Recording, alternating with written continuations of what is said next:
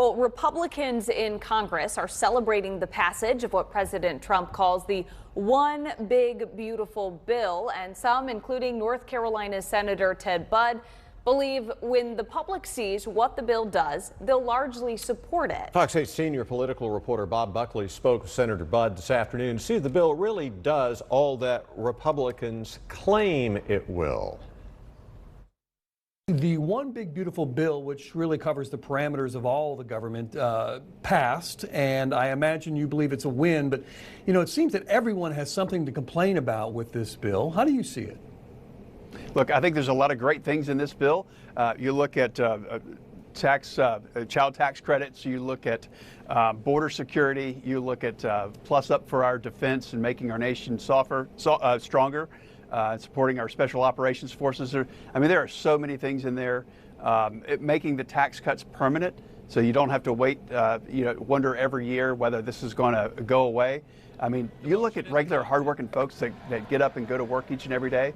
The Democrats were about to vote for the largest tax increase in American history for them. So we spared them from that and gave them a lot of other benefits as well. But it still adds trillions to the debt, and Republicans campaign as the party who's going to bring some fiscal sanity to the federal government, but it appears that neither party is truly serious about reducing spending in a way that helps us live within our means.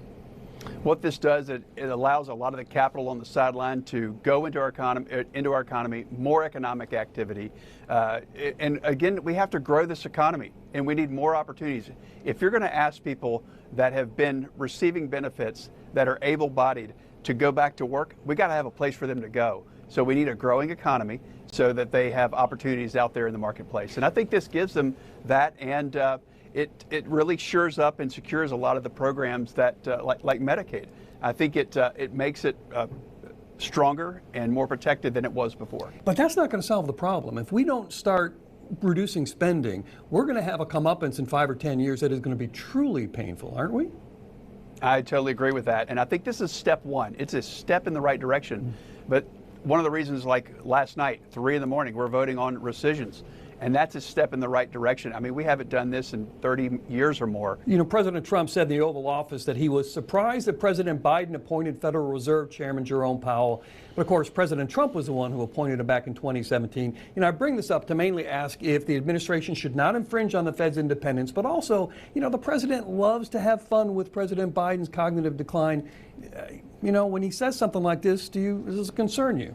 Very concerned about the use of the auto pen and how aware or not aware President Biden was. I think he was a terrible commander-in-chief. But it appears President Trump didn't remember that he had appointed Jerome Powell.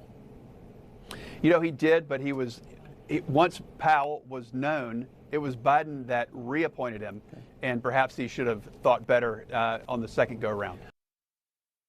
We will have more of Bob's interview with Senator Budd tomorrow in our newscast, including who he wants to see run for his colleague Thom Tillis' seat in the Senate and whether he endorses the way the Department of Homeland Security is going about the deportation of illegal immigrants.